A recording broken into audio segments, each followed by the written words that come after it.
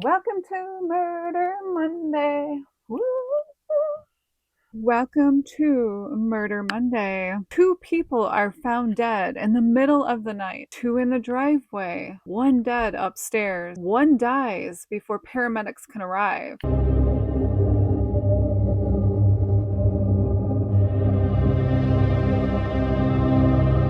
So today we are diving into a town in East Grand Rapids, Michigan, and it is a town in Grand Rapids. It even has a little village in the town called the Gaslight Village. It's a nice, quiet, quaint place, as you can see, with adorable little houses. And in the village, they have everything from ice cream shops to dry cleaning. It's a great place to live. Cute little homes. It's even where Gerald R. Ford grew up, and this is the church that he went to. It's a beautiful little place to live. Hi everybody, so we are here at Woodlawn Cemetery, and we're going to tell a little bit of a story. This is a huge cemetery here. We're going to go find the story of a murder that happened in East Grand Rapids, all because a pattern of violence that was never addressed. There were two other divorces claimed as cruelty. What was done? There was the death of four. If you're thinking this must be planned, you are right. The tragic lives in this East Grand Rapids community was rocked. The worst murder ever. Let's walk through what happened in this East Grand Rapids town, this really nice community. It's one of the most shady, heartbreaking deaths of history. And this was told all over the US. All of the major networks were picking this up out of this cute little Grand Rapids town. We're going to start off with Frances Duffy Pepler. This was her second marriage. Her first marriage, she lived just down the road in this East Grand Rapids community. Two children at the time were with the ex-husband. Thank goodness. Thank goodness. Because four died that night. Mrs. Pepler had told the police that her husband was violent. She worried about her life, and he had been stalking her and driving past her house and doing these things, and she was really, really worried. So Mrs. Suerta, who was staying in the upstairs bedroom, came to stay with poor Frances, Mrs. Pepler, that faithful night. And her husband came to stay too because he was worried about his wife. He wanted to protect her if something happened.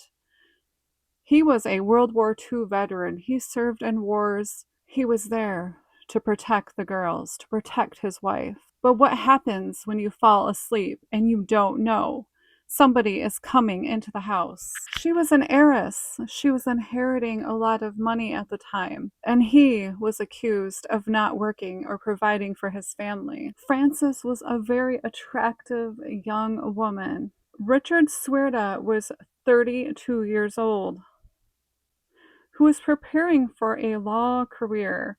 She was a social worker, he was a lawyer, so he is used to negotiating, and she connecting families and helping them. Pepler was estranged for his wife for 1 month. They had a fashionable East Grand Rapids home. Mrs. Suerta has been sent by the local hospital to protect her and her child as they stayed in this home because she was so worried to even sleep at night, and now we know why. She had asked the police for protection, and this is what they gave her. Somebody to stay in her home, which you would have thought would be okay. Mr. Richard Pepler broke through the French door in the back of the house, unlocked the door, crept through the home in the middle of the night as they slept around 2 o'clock in the morning. Usually around 2 to 3 in the morning, you're out, you're sleeping good. He crept in through the house. He went up those stairs. He went to the bedroom where Mr. and Mrs. Suerta were sleeping quietly. He shot Mrs. Suerta right in the shoulder. They say she died from shock And they didn't really think that that was even a wound that could really kill her, but it did. Mr. Swierda, he tried his best. He got his weapon out and tried to defend them. He tried. But Mr. Pepler was a big man. He was a tall man. And they fought.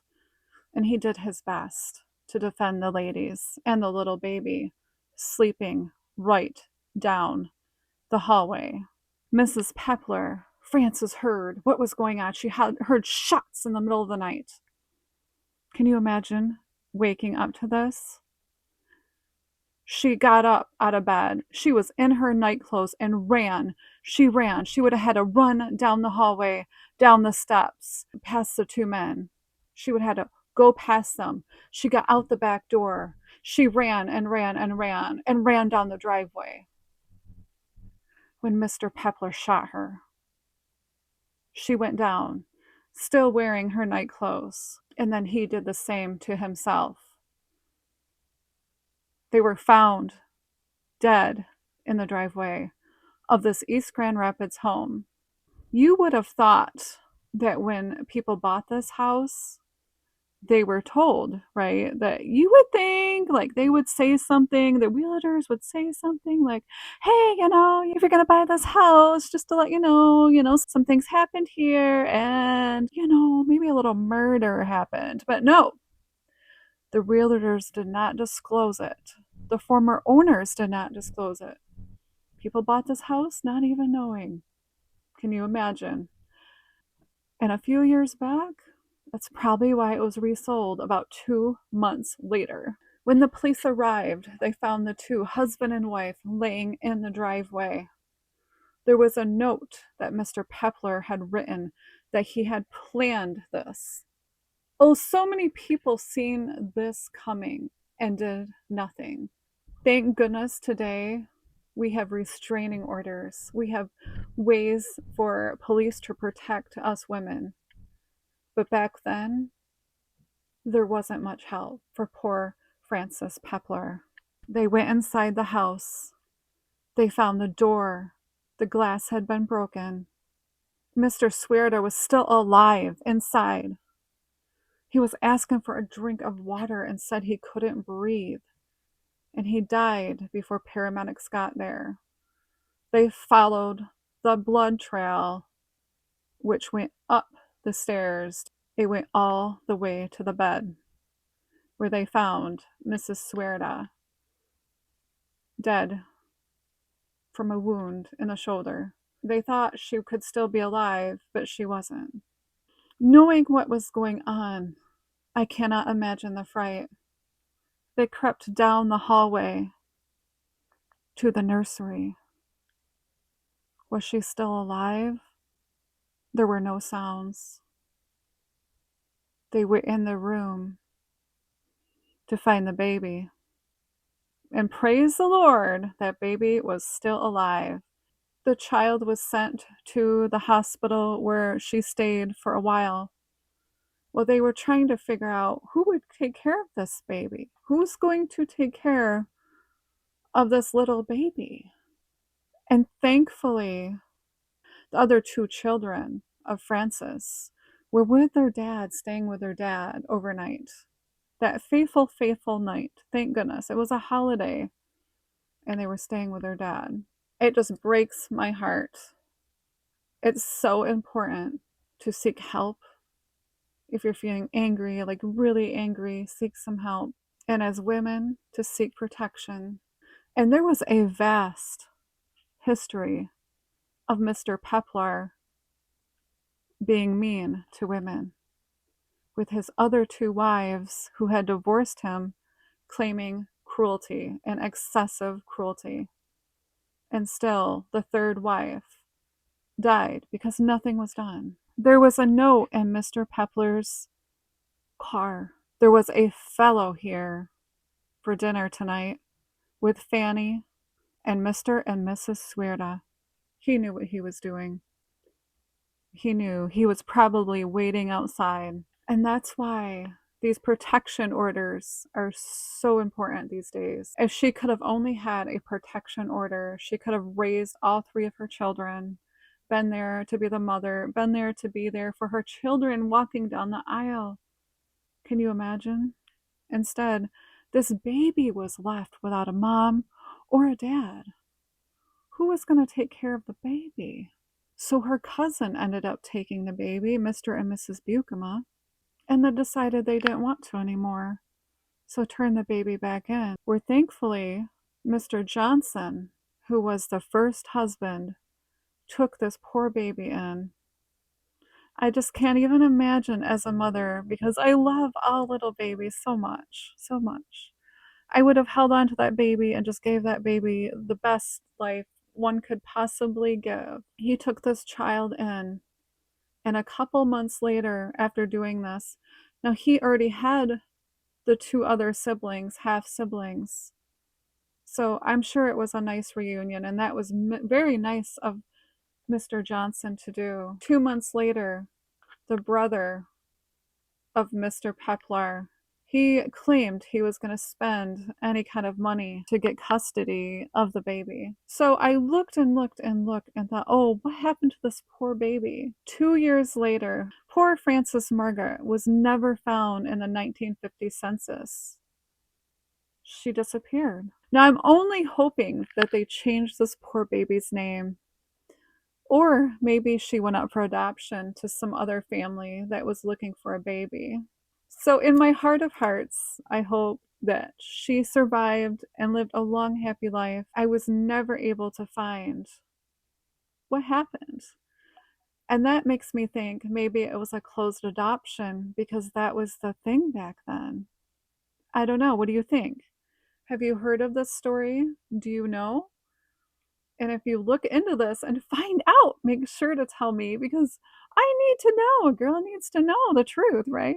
We are here at Woodlawn Cemetery. I'm going to show you the current location of where they're at now. If I can get this bug out of my ear. And it's a really nice cemetery. It goes way, way back. It's a pretty big cemetery, and the back of it would be probably back here. But there's a lot of offshoots that kind of go through here and zigzag around. And as we walk over here, you will find the resting place of Frances Duffy Peplar. Here is her resting place, and she is placed right next to her mother. So they both have the same name, and here is Frances Duffy, and this is her mother. And then this would be our Frances Duffy that we are looking for. And they buried her here by her mother. Daughter's name is also Frances. So this is her final resting place. And she died the same day in 1949 on that frightful day. It's a really nice, peaceful resting place. As you can see here, there's some nice big pine trees. And if you look over here, it's not too far from the drive here. And that is the main street, and this is Kalamazoo. And so you would come in, and this is the first drive. And there's a little bit of a blank path right here coming in that you can see. And it's right over here, really easy to find. Right by these two big pine trees. It's a nice resting spot for Frances and her mother Frances as they lay here.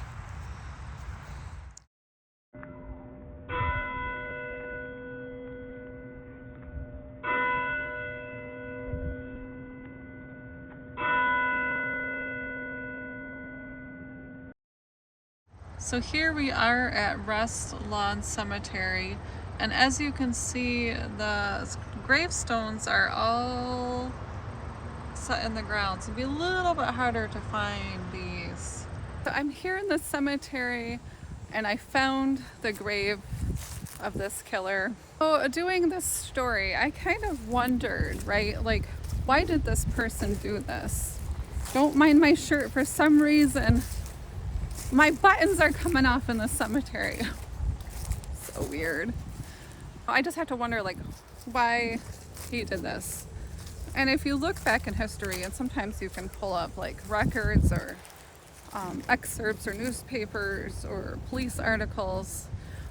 You can go to genealogy places and look in the local areas, microfilm, that kind of stuff will show you sometimes a bigger picture. But what I can say here as we come up on this grave is that I'm really I think it's good that he's buried here, okay? Because he kind of needs a little bit of a extra big cross, right? Hopefully all in the end is good, and this person is resting peacefully along with the rest of the people that were murdered are hopefully resting peacefully, right? That's what you want. So I'm going to show you where he's resting. And if you come into the cemetery and there's this white building and you go straight across here to this huge cross, which I think is a place where he really needs to be, and hopefully he's found Jesus again. Everything's good. And so we're gonna come and we are gonna find where he is buried. And here he is. Richard Pepler, that took the life of 3 East Grand Rapids people, 3 innocent people, and himself. And feel sorry for Ira. Yes, we do feel sorry for Ira, right? Poor Ira. Poor Ira's buried by Richard. We're gonna hope that he found Jesus though. And Richard's hopefully a nicer guy these days. Now, if you look back in time, Richard did have some problems with anger, and there was a lot of clues that he was going to act this way, and nobody really did much about it. There wasn't a lot done. Where I think things are a lot better these days, like restraining orders and such. But this was his 3rd marriage for Richard. And this is how it ended. So Richard is not buried by his family members. And I think this was the perfect place for Richard, by this cross. What do you think? So here we are at Find a Grave, and here is Richard Sizewortis. Here's his memorial on Find a Grave. And he is in Rest Lawn Memorial Park in Grand Rapids, Michigan. And his wife and him are in 2 separate cemeteries. Now, I don't know why that is. And here is Stella Sizewerta, and they also buried her under her maiden name of Malone. So if you're looking, you're not going to see the Sizewerta name. You're going to see Stella Malone, and she is in Woodlawn Cemetery, along with Francis Duffy Pepler. So that's my scary story in this East Grand Rapids community. You never know what could happen in a home that has history. I love history, and I hope you enjoyed this little story I have dug into. Well, have a great day, everybody. Hello? Hello, hello? Oh, yes, yes. Oh my goodness, yes. Make sure to like, subscribe, and leave a comment afterwards. And if you could run some playlist, great. Thanks, everybody. Bye. Hope you enjoyed.